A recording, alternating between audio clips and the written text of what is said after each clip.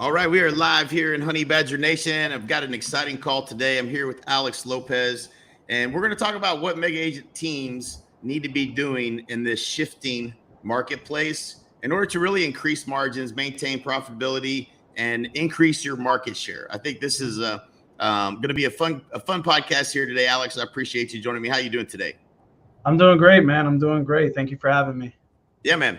So having been through one of these shifts before, I have the scars and the pain and the agony of learning some valuable lessons during that time, and things that I obviously want to share with others so that they don't have the same mistakes. So if you have an independent brokerage, you have a team, and you're looking to make sure that you are set up properly to maintain your margins and pick up market share during this downturn. That's what we're going to be talking about today. So Alex, let's talk about some of the things that you've made you made a change recently. You moved over to EXP, but what's the focus that you have right now in terms of making sure that you're in the best position to win as the market continues to shift? Yeah, so like you said, we just moved over to EXP, right? And part of that is with the market shifting, we want to make sure we had the right alignment, right? Because when you're an independent brokerage, you go to the seminars, you go to the networking events, you figure everything out yourself, you put together all your own content, your team, whatever it might be, right? And a lot of it is just trying to piece it all together. And Right. then even when you're in a franchise model, right? Like if you run a Remax or whatever, you have some support, but you're still trying to piece a lot of your own culture and give it your own identity. Right. So for us, it wasn't just about the liability that we can reduce by coming over to EXP. It wasn't just about being able to recruit a bunch of agents and make some residual income. It was about the resources and being able to provide more content and more ideas and network on a deeper level with individuals within the network to give our agents more resources to be able to help them excel, right? And it gets tiring. It gets tiring to be like the person who has to think of everything. What am I doing for this training? Shit, I'm going to talk about a listing presentation again, right? Like, it just gets old. So like you need that connection to be able to provide something different to your team and evolve. Right. Absolutely. And it also saves money, right? So like, part of part of a lot of the reason that most of us have all gone independent away from, the franchise models, at some point we were paying too much money for what we were getting back in return. And so you end up going independent. That's what we did. That's what we coached, a ton of folks over the years to do, because it was usually the right decision to make. But the challenge is when the market starts to shift, now you have to start retraining every agent in your office on best practices, what to do to be successful when working with the buyer, how to set those expectations, how to discuss, interest rate and how those things are differing and making it harder for agents to convert. You have to be able to get sellers to price correctly. All of these things become really overwhelming for us as the broker or the team leader when shifting in the marketplace. And so getting plugged into those right systems and training to help you with that saves you costs, saves money from having to travel around the country, go to all these masterminds, be a part of all these different groups and trying to get plugged back in at a time where sometimes it doesn't make that sense to spend all that money. Yeah. And I think an even more important currency is time, right? Like it saves time from you having to do everything. Like you talked about the money you spend on a flight and the money you spend on a hotel. Sure, you spend a couple $1,000s, tickets, whatever it is, but the amount of time that you're spending to go to this event, and some of them are necessary, but sometimes when you're independent, you feel the need to have to go to more. If you're trying to excel at a higher level, you feel the need to have to go to more. So you're away from your brokerage more. Right. So you really, the most important currency for us was time to be able to save that by being plugged into certain networks that we can pull more ideas from at a faster rate. Right. And one of the things that we've started doing actually this week, today, I think it's I don't remember what time it is today, but today I think it's at 2 or 3 o'clock today, Eastern Standard Time. We're doing Funnel Friday. So we have new ad structures that we're running that are working. And so every week we're doing new training for everyone in Honey Badger Nation as part of EXP with our group. You get access to different trainings. Yesterday we did script and role play trainings on Thursdays. We do that every single Thursday with the scripts and dialogues. Today, FSBOs and expireds are back as another one of the opportunities that maybe didn't exist for really like the last decade as much as they have. And sometimes when the market was a little more even in terms of supply and demand. And so that's a new opportunity. A lot of agents haven't really bothered with it because it really didn't make sense. And now it does. For sale by owners are not getting multiple offers on their own property, so they're more open-minded to having a conversation. And so these types of things, the ad structures that we're running with, we have a price reduced ad that's catching a lot of traction. Low cost lead, high quality buyer looking to buy something now. They're looking for those deals that are in the marketplace, and so you can shift a couple little things that you're doing and get better results. And so we're trying to just add more value because we know the training is needed. And it's like, this is where we perform best, is in these markets where the things have shifted and they're a little bit more difficult. You have to improve your skill sets and you have to spend a little bit more time getting better, because where the challenge was maybe how do I get an offer accepted, now it's like, how do I get a buyer to make an offer? How do I get a buyer to commit and not walk during the inspection, and all of those new things that maybe you didn't have to deal with in the past. And so they're all things that can be learned, but those trainings are going to be crucial for your team, more importantly than just you, but for the teams that are out there, and they're maybe not getting the support and training that they need from the brokerage they're at. This is an opportunity to plug into a system where you're going to get a lot more training. You're going to get a lot more value for what you're getting in return.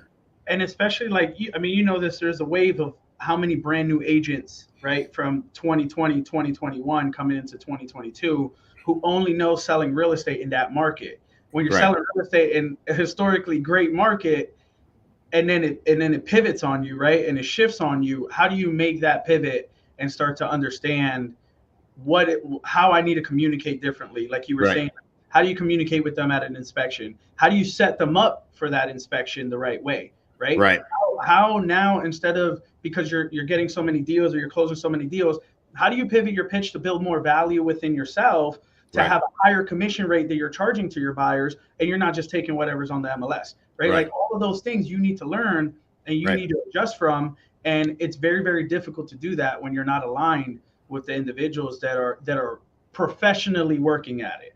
Right. It's one difference when people are like, yeah, I'm working at it, but it's just like anything. Like, yeah, I play basketball. I'm not a professional.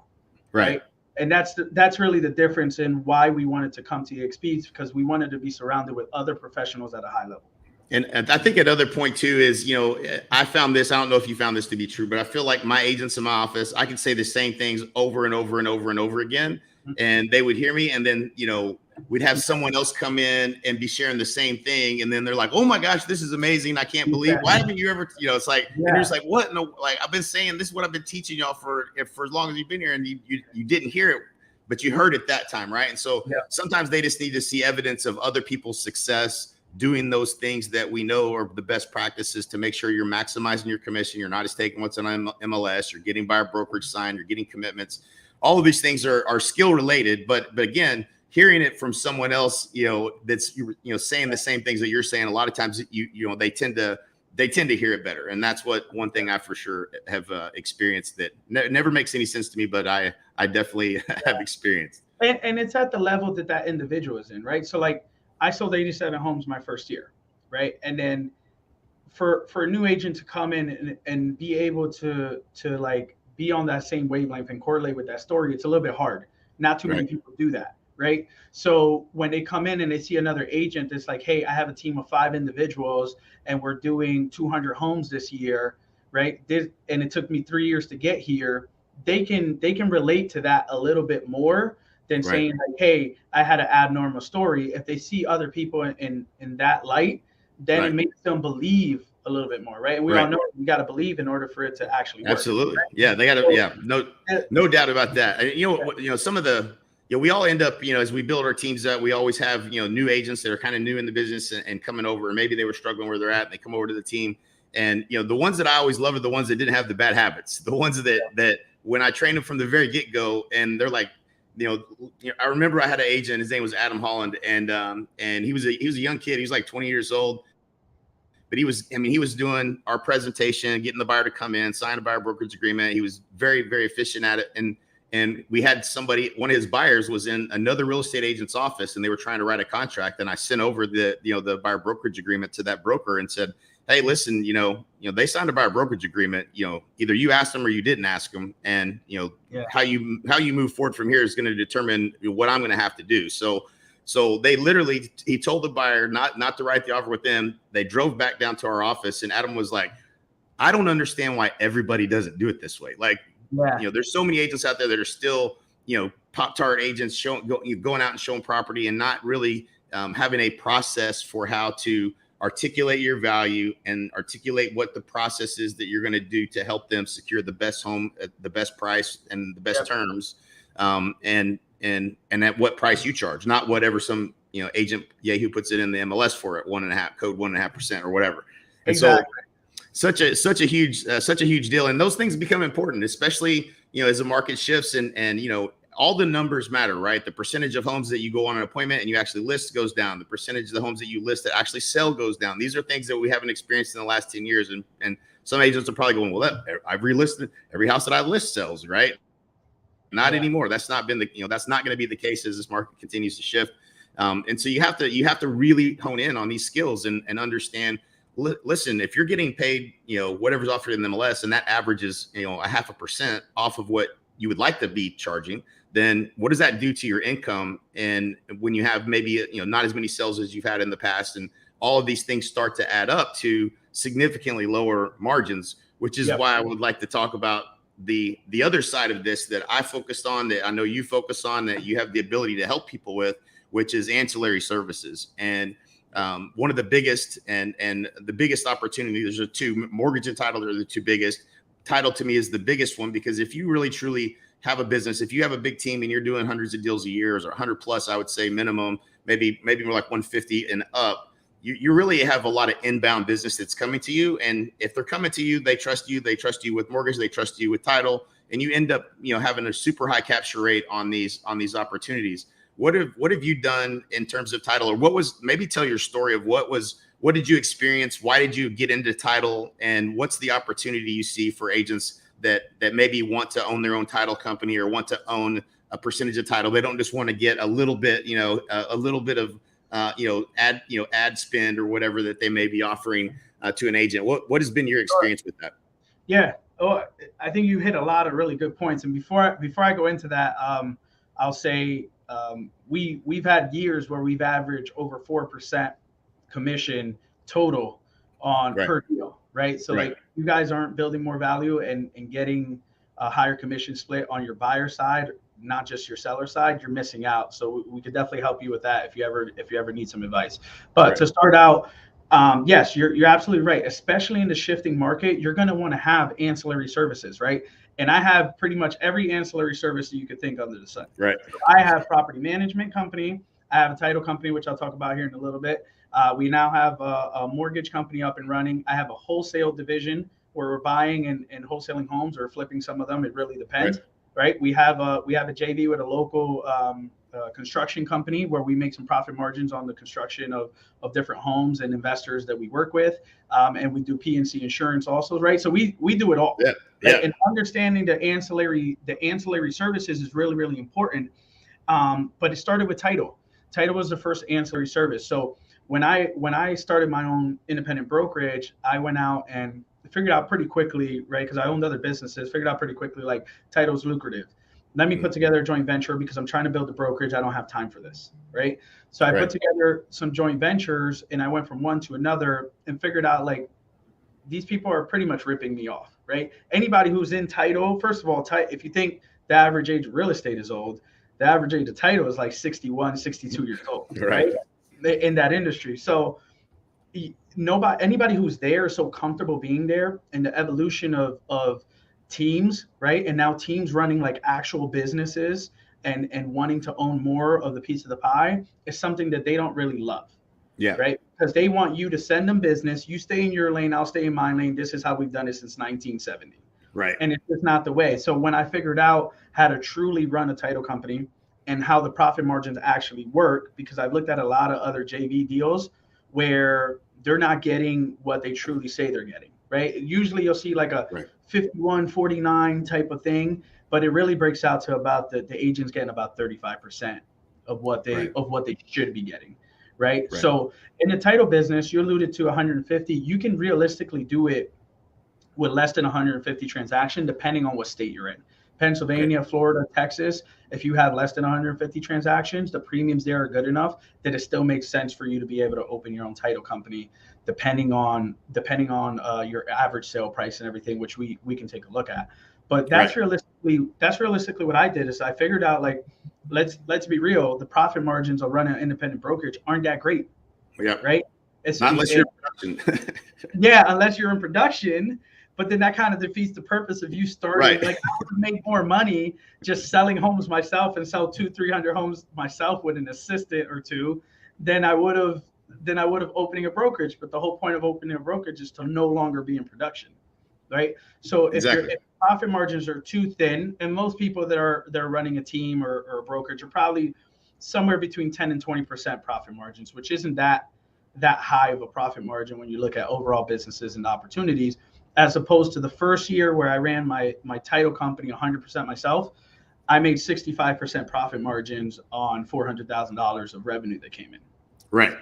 Right. That is absolutely, and I was blown away. For those of you that haven't ever looked at title, it's not unheard of for the margins to be north of 70%. It's just it's a very lucrative business, and I think that things that sometimes agents don't think about. Well,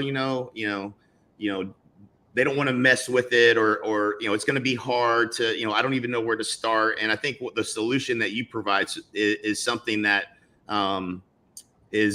makes it 10 times easier. And really, it's probably one of the few things I ever did was mailbox money. But the reality was I'm bringing the deals to the table, right? And this is the big difference. Title, the way title was done in the past, they would go to my dad was a broker, and then there was Parks Jones and that broker, and they went to Citrus One and got that broker, and they tried to, they gave them all a piece of the company, and they all had kind of incentive to use that title company, but the brokers never really had control. The agents had control. The agents have always had control. We control the business, not the brokerage. At least that's the way it should be. So when you control that business and you spend all this money trying to, to drive revenue and drive these deals, and all the hours you spend, 80-hour weeks that you're putting in all this work, and then you bring it over to a title company for them to make all the profit, it really is kind of a silly thing. And I learned this coming from a small town in Lawton, Oklahoma, where the average sale price was $135,000. So I had to sell 500 homes a year just to make any money anyways. But when I was looking to how to, Jay Abraham business model, there's only 3 ways you can grow the business. And one of those ways is to increase how much you make per transaction. Well, you should be making money on title, mortgage, insurance. Like, when a client comes and you build the trust with the client, and you truly have in your heart to serve them the best possible way, I want them to work with my title company because I know that I have control over the outcome and the experience. It's an extension of the experience that I get to create for that client. If something goes wrong on the title side or on the mortgage side, guess who it ends up being fault anyways? It's going to be your fault. So you might as well own and have control over those areas to make sure that you can have a complete customer experience, that you don't have to be like, they're not taking care of me now, or that girl quit and now I got someone else in place, and they're not, they're trying to go get new business and not taking care of my business. All those types of things you can control and ultimately really improve your overall margins in your business and protect yourself from any type of weathered storm might be coming. Yeah, and that's the truth, right? And like, we'll use a simple example. Let's say you're back in your days, right? And you have a simple $100,000 home, right? Simple math. And let's say you're going to net as a broker 1% on that, right? So you're going to make $1,000 as a broker. If you're done, that's it, no more. But then if you do title, right? Let's say you make an extra $750. Now that $100,000 house is $1,750. Right. And if you did mortgage on it and you net after paying your LO another $1,000, now you're $2,750. Oh, guess what? You do PNC insurance, you insure that house. Now you're making residual revenue off of that property every single year. Right. And who are the companies that are keeping in track with him? The 4 or 5 companies that you own. Right. You advertise through your PNC insurance, through your title company, through your mortgage company, through your real estate company. And this person, talk about omni-channel marketing, right? You capture them through everything.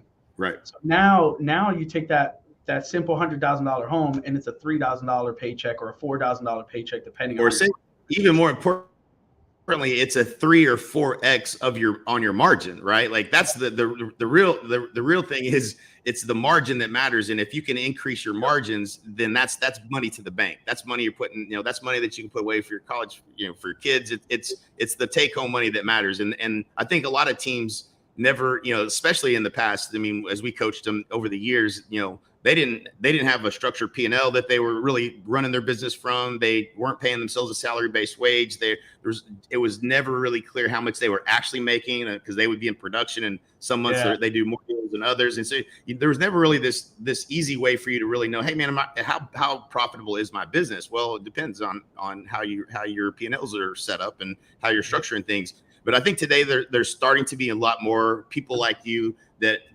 come out and they're helping people understand the business side of the business. And you have to do that. You're running a business, and most of these agents doing this many deals are, making, net, nearly $1 million in gross commissions a year or more.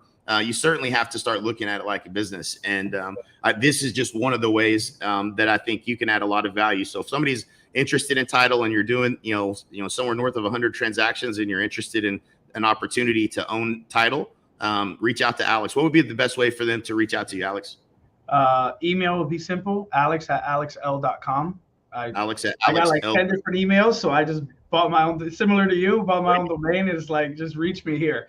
Right. alex@alexl.com is the simplest way to reach me, and I can get you whatever information. And look, I've helped people put together and negotiate title deals that I wasn't even a part of. Right. Part of our mission, and the company's name is New Door Property Transfer. Part of the mission is to help real estate leaders make more money on the transactions that they deserve. Right. So I've helped really, really large teams, like top 5 in the country, 2 of them, negotiate their title deals that I had nothing to do with. I wasn't a part of that package. One of them was a JV they were doing. The other one was setting up their own thing, and I consulted and gave them some advice. I made no money on it, because our mission is to really help those individuals be able to generate more revenue, right? Whether it's title, property management, P&C insurance, mortgage, whatever it is you need help with, we're more than open to give you some advice, because we understand the space where a lot of people haven't dove that deep into it. Right. Absolutely. Love it, man. It's probably one of the number one things that I would do if I was a team at that size. I wish I had done it sooner, and it was the easiest thing that I had ever done. And it increased the service to my clients at the same time. And so it's kind of a no-brainer.